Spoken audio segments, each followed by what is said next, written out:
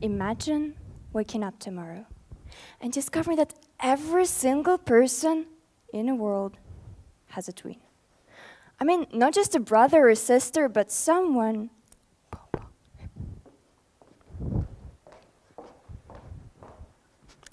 who looks almost exactly like you.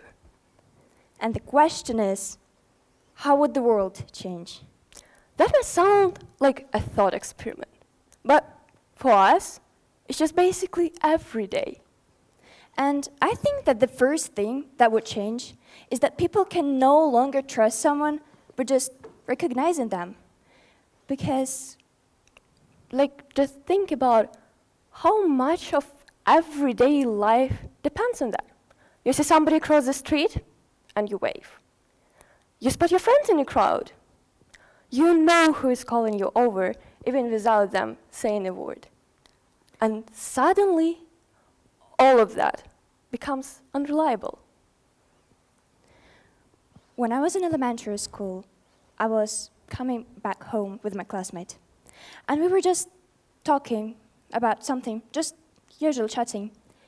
And in the middle of the conversation, she stopped and said, "Wait, who are you?" I thought it was a joke. And I just started explaining myself, "Well, I'm your classmate, But she interrupted me and said, No, are you Anna or Sofia?" At that moment, realize people don't actually look. They glance, they assume, and they move on. There is other thing that would shift in a world where everybody would have a twin, and it's trust. People can no longer recognize you by the way you look, but you'd actually have to observe people. You would actually have to trust someone only when you know what they say, what they do, and how they show up over time. And honestly, probably that's how it should be built anyway. Once, my sister got into a 20-minute conversation with one of her friends. And they were talking about something I had no idea about. And then my sister went into the changing room, and the friend did not notice. And then came up to me and picked up right where they left off. Something about her cousin's family. I just stood there nodding, because what else should I do? And I was trying to remember if maybe she did tell me her family problems, and I just forgot about them. But no, she never did, because in one moment it hit me. She confused me with my sister. So I had to interrupt her and say, "I'm sorry, but I think it was another person you were talking to before." I was confused. And I saw even more confusion on her face. Yeah, the look on people's faces at that moment is something special, like a slow motion realization. But it's funny, and it happens a lot. We've seen that look many times. Teachers, neighbors, friends, even relatives. And in a world with twins everywhere, you'd actually have to pay attention in a completely different way. Not just to people, not just to faces, but to people. But the biggest change would be this. People would finally stop defining each other by the way they look, but would finally have to start paying attention to who they actually are. Because right now, the moment people meet twins, the comparison starts. Who is funnier? Who is smarter? Who is the good one? And we understand the instinct. Like, you see two almost identical people, and you try to find the difference. It makes sense. But here's what's strange about those comparisons, is that people assume that whatever one of us is, the other one must be less of it. Like, if she's the funny one, I must be the serious one. There is only so much of each quality to go around, and it needs to be divided between us. And it's not just a twin thing. Think about it. When people say, oh, you two are best friends? Really? You seem nothing alike. Or, you and your brother are so different. Or, she's the smart one in your group. The moment people put you next to someone else, the sorting begins. You get assigned a role, the label, which starts to follow you, at least in that context, in that group. For us, it just happens faster and louder. Because people think that if the similarity is so obvious, then the differences must be obvious too. But with the twins, you can actually see how strange that logic is. Because we started from the same place, same home, same parents, same breakfast table for years. And we still ended up different. Not because someone got the good qualities and the other one got the rest, but because we made different choices, paid attention to different things. For example, I learned how to read first.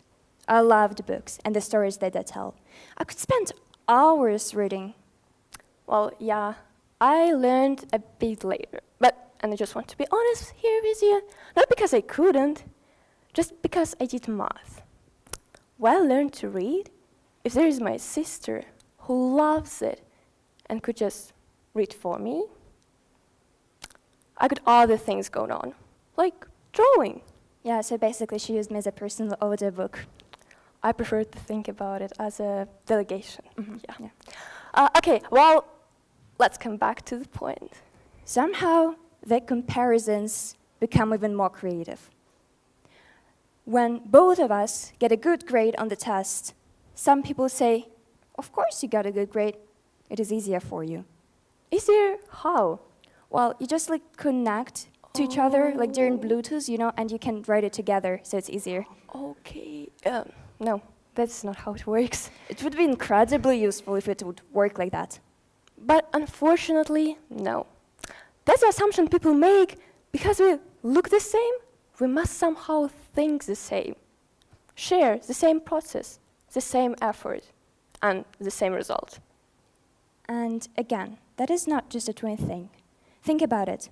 When people say, oh, of course they both got in, they were in the same school, or of course they both are like that, they grew up together.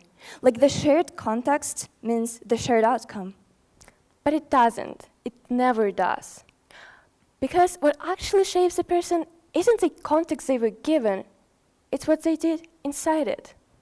For example, this year we had to choose our main subjects for the next few years. And some people assumed that we'd pick the same ones. Well, we didn't. She chose biology as one of her main subjects. And it surprised no one who knows her. And she chose history, political science, sociology, everything with words and people and history. Which surprised no one who knows me. We ended up being interested in different things. Not because someone pushed us away in different directions. But because at some point, something clicked for each of us. Something different. And we followed it. And again, it's not just a twin thing. It's how people actually work. And maybe if in every family and every house and in the same street, everyone would see it, then the comparison instinct would finally start to fade away. Because people would have a proof everywhere they looked that the shared DNA doesn't always mean the shared story. People with the same background can choose completely different paths. And the question wouldn't be, who is better? But the question would finally be, who are you actually? Like, what lights you up? What are you interested in? What are your hobbies? And what person do you want to become? And the answer to this question is never in your DNA. It's in everything that happened after. It's in what failure made you stronger. It's in what argument made you change your point of view. None of this is written in advance. DNA can only give you the color of your eyes, but it can never tell you what person are you going to become. This part is built slowly out of ordinary days which don't feel important. Two people can have the exact same material, same genes, same DNA, same home, same family, same everything, but build up something completely different. We know because that's us. But it is also you. And the person sitting next to you, and probably someone you compared yourself to today. Same classroom, different stories. Thank you.